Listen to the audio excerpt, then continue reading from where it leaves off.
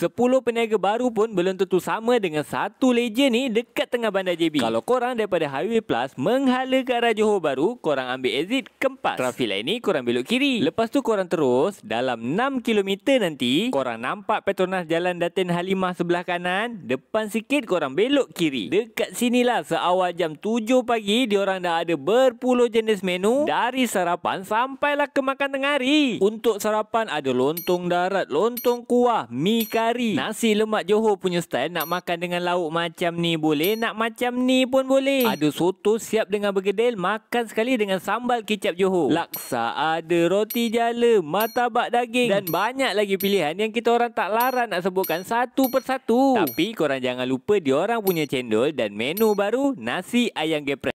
Kedai ni dah berapa lama? Kat 20 tahun dah. 3 makanan paling sedap yang wajib try kat sini apa? Nasi lemak, lontong kuah, dia lontong kering burung daging, laksa Johor, laksa Penang, mi siang kuah. Cari je Wan Chu Lakin. Kedai diorang ni dekat penjuru Sempang je. Ingat tau, jangan sampai salah kedai. Tolong doakan kami sihat selalu dan sukses selalu.